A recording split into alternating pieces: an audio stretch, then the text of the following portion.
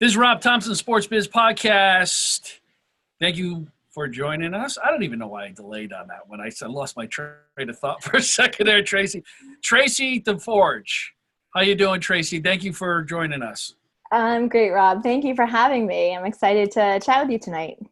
Well, it's very special to be on the Sports Biz Podcast. You know, I only do like once a year now. I feel special. Well, exactly. So we have a lot to talk about, but I really want you to tell your story. And I just think it's very unique and it's different in a sense, because typically the folks that I interview on this show are from a league or from a team or an agent. And you know, the one thing I love about what it says on LinkedIn is an attorney by training and entrepreneur in spirit.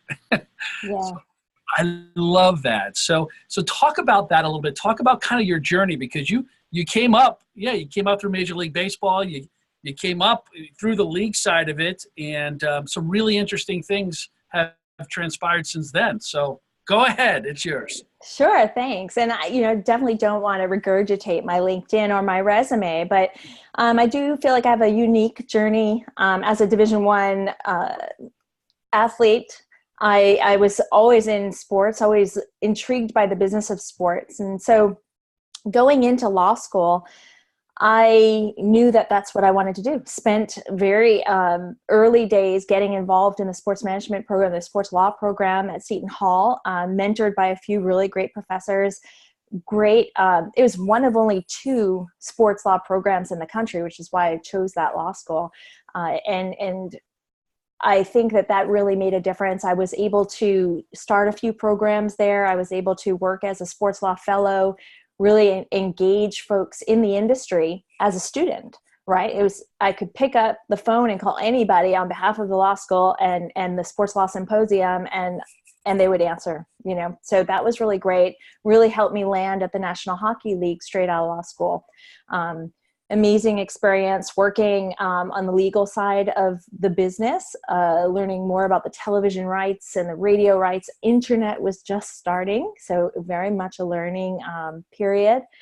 From there, I landed at MLB.com. I was one of the first 50 employees there. That was an amazing experience, and really where I think that I learned I was an entrepreneur and where I needed to be in a fast-paced environment where we're growing something. Now there we had the brand and a budget. We weren't worried about that in a lot of ways, but we were still dealing with dial-up issues and customer service and how are we creating subscriptions online and very digital challenges, I'll call them. And so I loved that, and being a big baseball fan, it was great. So from there, you stay connected. Sports is a very incestuous industry, I think. Everyone knows each other. And so moved back to Massachusetts, where I'm from New York, and working at the league. Reconnected with an old colleague of mine from the NHL who's doing a sports marketing firm, not digital at all, and very much focused in the youth sports space, but we were able to capitalize on a lot of our relationships in Fortune 500 companies and activating their youth sports sponsorships. And we were able to sell that to a company called the Active Network. Oh, yeah. Yeah, so the Active Network, one of the largest online companies that a lot of people have never heard of, right? They don't realize that they were the back-end engine for all the online registration. Yep. So, and so then you start seeing your career as I started as a lawyer, but then I'm on the digital side, I'm on the business development side, I'm on the operational side with the account managers, and I was running all of East Coast operations for that San Diego-based company at the time. And so we did some really interesting things. That was Active was basically a compilation of about 40 different mergers and acquisitions that they did over the course of time, rolling up the space. And so being involved there, we were able to help some startups, some early stage companies get some capital and actually strategically help them in the industry in getting deals, one with ESPN and the other with Sports Illustrated. So the two of them, within a short period of time from each other, had successful exits. And it was that impetus in 2007 that a lot of the folks that had invested with us said, there's something here. We've got something in sports tech and media. And so we started a venture capital firm in '07, doing that, investing at that intersection of sports media and technologies. A couple of three former NHL executives, and our team of 10 set out to change sort of the way that we look at these companies, where sports being the proving ground and the passion points for a lot of these businesses that then can expand their verticals. Unfortunately, as we talked about before we started the recording, life has a way of throwing you curveballs, and timing wasn't right for that venture. We were out on the street with our PPM and our product just as Lehman was going down and the financial markets were going south. And as a first-time fund, the very first of its kind, exclusively investing in sports tech, we weren't going to get there. So as every good startup does, when to, call it quits. And so we really pivoted. We went from a team of 10 down to a team of 3 and started a holding company, did a few more sort of fundless sponsor investing. We did some consulting, and then we incubated based on the deal flow that we were seeing at the time. And this is really early again. We saw mobile and video just on the rise in 2009. So started a company focused again in the youth sports space, mobile video. Mom and dad have their phones in their pockets, taking little Johnny's soccer goal, and within seconds getting to share it to grandma in Missouri in a very private, very secure way. And again, that experience was great. As an entrepreneur, you always have to be aware of your where is your product market fit and what's happening. We were not going viral as a B2C company. It wasn't working. It wasn't resonating. Privacy amongst parents, the care wasn't there. Mm-hmm. So we pivoted to a business to business model and had a lot of success with some media companies. Got Series A funding by Sinclair Broadcasting. But then it was then that I decided I would jump out and try my hand at something new, because that took 6 years, right? Being an entrepreneur, you got to have the stomach for it. 6 years to go from concept, naming the company, to a Series A outcome. And I'm grateful that company is still an ongoing concern. They're doing wonderful, and the team is fantastic. They're building some really special stuff in that space. But I was able to jump out and start the Players Impact, which is what brings us to today, and what we're building is really a platform that's exclusively for current and former professional athletes looking to preserve and build wealth, right? We like to say that we're empowering the athlete in business. We're bringing curated, vetted, early stage investment opportunities. If it's not deploying capital, we're also connecting the ecosystem of the startups to the professional athlete space, providing access to not just the collaborative investment opportunities, but education, business resources, the peer network, the subject matter experts, et cetera, to help grow their off-field endeavors. It's incredible. Yeah, I mean, what was it that you learned along the way? And I know there was probably a lot of learnings, because you learn when things don't always go right sometimes, and a lot of times. Yeah. I've been there. And what is it that you went through and experienced to get you to where you are right now, where you completely pivoted off of, building something to helping and supporting? From being operational in that mobile video company to coming to this, well, so again, you have scars, you've learned a lot. And if you can find folks that you can help, it pretty much, I was aiming to build a sports tech accelerator virtually online. And it was, I'll be honest, it was pretty accidental that I learned this niche that we could fill, because there were a lot of athletes asking what were the deals we were looking at, and how were we looking at them, and what questions were we supposed to ask, and how did we exactly know? And that really was what made us realize that we had something there. And it was more about helping those athletes.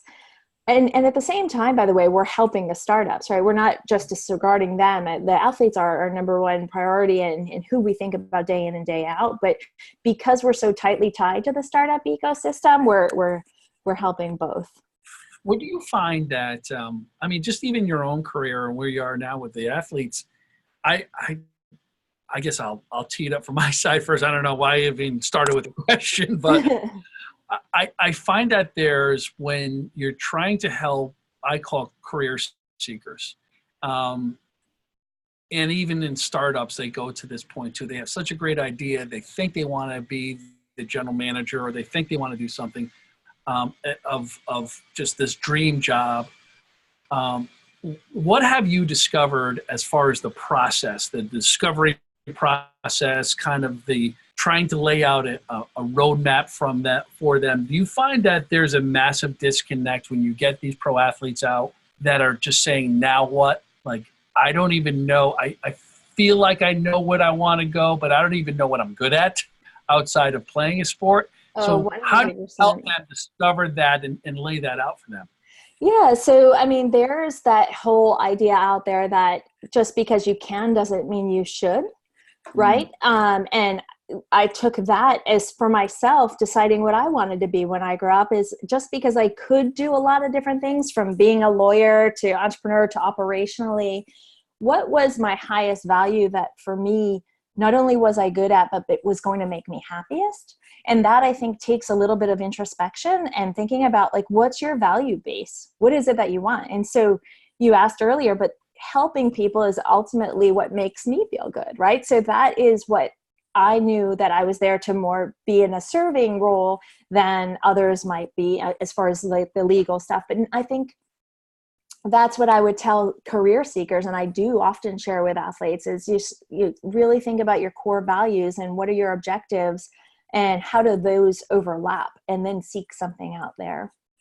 Did you find that when you were coming out of school, did you know that the legal was your direction, or was your family involved? What was that influence that led you in that direction? You know, that's a funny question. I knew I was going to be a lawyer since I was 12 years old. I just Really? knew. Yeah. It wasn't until later on that I knew that I wasn't the type of person to be a hardcore law firm corporate attorney, right? Yeah. And again, it was sports and being around that environment. I came from a pretty tough background, actually, pretty big family. Was kind of in a lot of ways lucky to escape, and Yeah. the environment that I was from, and sports helped me do that. Yeah. And I saw how valuable my team and the support of coaches, and really, what sports teaches you to stick to things like grit, all of the things we talk about now with great entrepreneurs, and how we think that our athletes are going to be great entrepreneurs once we target them and make them realize that maybe they don't know what they're going to do, but they already own the characteristics and the mindset to succeed if pointed in the right direction. Did you find that, the discovery part for you was, you knew a direction, you knew it was going to be law, but where did you fit into that? And how important that was for you, and even these athletes and these kids coming out now, is I have an idea that I want to go here, but until you actually get in and you start grinding, then you figure out kind of your career path a little bit more. What was that part of your experience, of your discovery, when you went through the NHL, then Major League Baseball, and then you said, man, I'm kind of good at this part of it? Yeah, that's a great question. Well, I think for me, the times changed, right? So it was more being aware that opportunity could be knocking on your door at any minute. Yeah. When I started at the NHL, I was in a legal capacity, and it was, if I hadn't seen sort of the trends that are coming, or the movements that are coming as technology is influencing things that are important to you, how do you respond to that, right? They say, the famous quote, there's opportunity in chaos. And that is, I don't know that I had the actual state of mind at the time to say that, but that's, ultimately what you do is, so long as you are always thinking about what your opportunities are and being ready to take advantage of them, I'll tell anybody who's looking to find a career in sports or otherwise is networking is everything. And so having cups of coffee with people who are doing what you think you'd like to do and really getting insightful and talking to them about what it is they like about it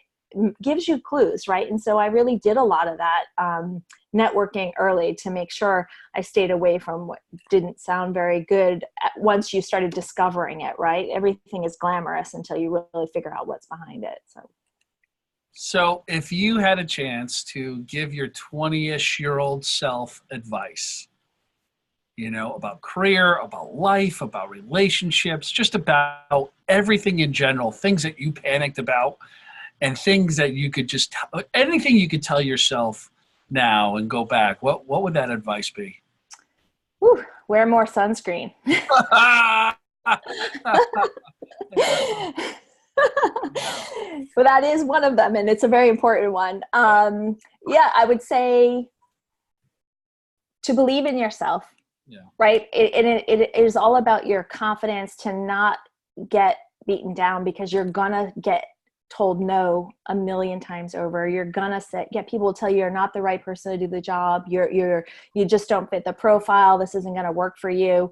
Why are you not the person? And instead just change that dialogue, that inner dialogue to say, I am that person. This is why I am that person. And understanding why, you said it a little bit earlier, like sort of, I realized my values were in helping people and supporting. And so I think that is why I'm the right person to do exactly what I'm doing today, is because I know that's my core value and that makes me authentic and true. And if you are authentic to who you are, I think that's success. The one thing that I just wrote an article on LinkedIn about the 5 things I would say to myself. That's why I asked you the question. Oh, okay. Yeah. But one of them was, and I had to think about this, and I just remember going through the process. Mentorship, a mentor was so important to me, and wrapping my head around, especially when at that time when I worked for the NFL and being involved in all these great programs and being at these awesome events, and knowing that, gosh, there's so many people that would love to be where I am right now, but I don't remember ever enjoying most of those moments because I was so nerved up. I was always waiting for that next, what's our next project? Am I going to be around next year with this company? And one of the advice to myself was enjoy the moment because it's going to be okay, and I wish I could have enjoyed it more when I was going through it. That's great. And as you say it, absolutely, that resonates with me. Enjoy it while you're going through it. Try not to just be worried about the next thing or panicking about all of it, because it's pretty great when you're there and you just have to really absorb it all. I had a mentor, and this guy coached college football for a very long time. And by the time I got to him, he worked with me on these NFL projects, and we traveled quite often. And I just remember one night late, and this guy was a character, and I said to him once, he coached at I don't know how many different schools, and I asked him, I said, where was the best? And it was all Division I college football, and it was just a real high-profile guy.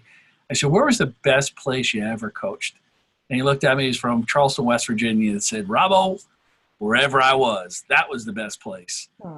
And that made so much sense to me. And he said, look around, look what we're doing right now. Why are you worried about tomorrow? Think about and enjoy the moment today. And that helped me with the rest of my career. And I was young at that time. I was in my late 20s, early 30s, I think. And that resonated with me so much to say. And so from then on, every single moment was gratitude. Every single moment. And that career was gratitude. And I wish I just accepted. I just wish I didn't blow that whole, those early years away with the NFL and some of the cool stuff we were doing. But anyways. I hear you. I agree. Yeah. Do you think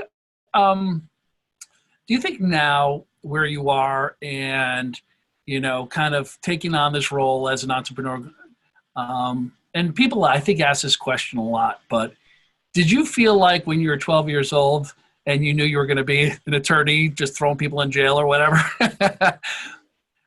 Do you feel like entrepreneurs are born, or do you think you became one after a while when you discovered where the opportunities are in the industry? Ooh, that is a great question. And being a lawyer, I could answer it both ways. Yes. But Well, this is not going to be used in a court of law, so don't worry. I think I would lean towards that you're born.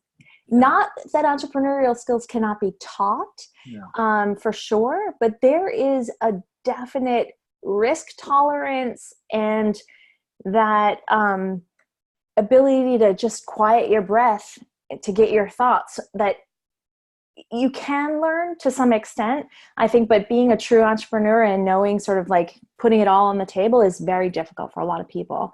And you kind of just have to have it or not. You said something before. That's why I kind of led to this question. You're like, you just have to have the gut for it. You know? Yeah. And after a while, you look at it as I've been both, just like you. You've been in and out of it too. And like there's always an amount of stress out there, right? Whether you're stressed with the boss or things you can't handle internally with people that you work with, outside forces. You're always going to have someone that you have to report to. You're always going to have a boss, whether it's the bank, whether it's somebody. Yep. And I realized, Tracy, and I don't know if you're like this, I just realized all the pressure that I always felt and the anxiety I felt, that was coming from me. That's my DNA. That's who I am, regardless of whether I work for somebody, whether I was an entrepreneur, and it was all on me laying awake at Thursday night. What can I make payroll tomorrow? How did you handle that stress when it hit you the most? Like, how did you handle it and deal with it? So one, it's a good point that you make. And again, going back to entrepreneurs being born, like you're just driven or you're not, right? And you have to be driven to believe enough in your own idea to push forward on it. How do I handle the stress? Yoga, a lot of self-care, giving yourself permission to take a break for a little bit. And because I, as a mom, I feel the same way. I cannot be my best self, my best business leader, or my best mother to my children if I'm not taking care of myself. And so how do I do that? Making sure you get a lot of sleep, making sure whatever it is that helps you feel good, whether it's reading a good book once in a while or yoga. I'm sort of perpetually into all of these crazy sports. I've running a few marathons and taekwondo, and I do think that all of those help me as well deal with my anxiety. That's my outlet is generally physical punching people, I guess. Or throwing them in jail. Yeah, one or the other. Emotional intelligence. When did you discover yours? When did you really discover who you were inside? Did you always have that since you were 12, or did you find that out later on? Oh, Rob, you're just opening cans of worms. Like, this is a therapy session. Yeah, exactly. Uncle Rob. Well, since you ask, no, I definitely, again, I talk about my background without getting too in detail on that. It was dysfunctional. Yeah.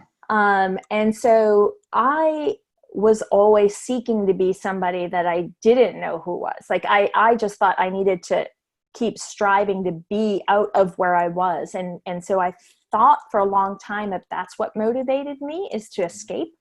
But ultimately, I think that it's not been until my 40s that yes, I'm in my 40s. I know it's shocking. That I finally felt a little bit more free, about exactly those things, like being happy with who I was and knowing that whole time that it wasn't that I was running away from anything. It was just that is who I was. And I think that it helped me in the long run. Yeah. I don't know if that was a good answer, but it is. And I tell a story about, and it took me years, and I did a deep, dark secret from myself and everybody else. I just buried it. But about 3 years ago, when I wrote my book, How to Land a Dream Job If Your Dad Doesn't Own the Team, pathetic plug, but everybody knows who's listening. But I wrote the book, but I put in there that I have dyslexia, and my wife didn't even know. My parents didn't even know, Wow. And it wasn't discovered until I got to college. And it was something that it brought out a lot of things that I hid, and it's amazing when you bring those out, what happens to you personally. And because I looked at myself very earlier on of, you're just a moron, and you can't focus. And I mean, if you know dyslexia, there's a lot of entrepreneurs that have dyslexia. Absolutely. It makes your kind of your focus stay in one place, but then your creativity blows out the doors. And once I accepted that, once I understood it, I was able to deal with it, and actually was able to get into college finally to do that and play college football and all that. So, but admitting it was so hard to do, and to tell the world about that. And for me, I realized it was that emotional intelligence that I had that helped me with my career, because Lord knows it was a lucky one. But having what people used to call street smarts, now they call emotional intelligence, but it was street smarts. It was reading people and understanding people and figuring out that you're likable and go with it, because sometimes it's the popularity guy that wins the contest, not always the smartest in the room. So, that's why I asked you that question. Yeah. Yeah, no, and you're exactly right. And thinking, it's like the emperor wears no clothes, right? Or has no clothes. I felt that same way for a long time, as I didn't believe that I came from the right pedigree to do the things that I was doing. I felt, what am I doing? I'm an imposter here. But at this, then you had to keep believing in yourself and to say, I do belong here. I've done everything everyone else has done. And it just, once you admit those things and take them for what they are and use them to your benefit, that's good. And I'd like to tell the story too. It was when I'm mentoring the kids, mentoring the students. I say kids, but they're students, obviously. They take offense to that. I'm like, well, you're my children. They're older than you, so you're kids. So, I like to tell them that I said, I never had a resume. I never wrote a resume. I can tell you, I had to go when I came here, I had to formally write a resume. It was, I should show it someday. It literally is it looks like it's just bullet points on a piece of paper for formality. Right. And I said, but they were like, well, how did you do that? There wasn't LinkedIn or anything. I said, relationships. That's what did it. It was relationships, but 100%. You have relationships, especially now. I say the same thing, Rob. I tell all the students that I teach and folks that I talk to, I've never had to get a job with a resume. You have to have it sort of to pass it in, but you get it through the relationships and the networking. Going back to what would you tell the kids? Network, sit down, have cups of coffee with everybody and remember that them and why and use it to your advantage. Yeah. And business is the same way, right? 100%. It's just relationships and all of those good things. But listen, Tracy, it really was a pleasure. I could sit here and talk to you for another 2 hours. I got about 100 more questions. We can take it offline. Yeah. So it really was a pleasure. Thanks for sharing your story. How do people get in touch with you? Sure. Well, first, it is a pleasure to share my story. I'm grateful that you believe that anyone out there wants to hear it. So thank you for that. They can reach me at Tracy, Tracy, at theplayersimpact.com. I'm happy to answer any emails. I love chatting with anyone. I believe, again, in networking and talking to everybody. So you do a lot. You're pretty active in LinkedIn as well. Try to be. Yeah. And then what's your website? Oh, theplayersimpact.com. Great. Yep. Or Tracy Deforge on LinkedIn. Should be easy to find.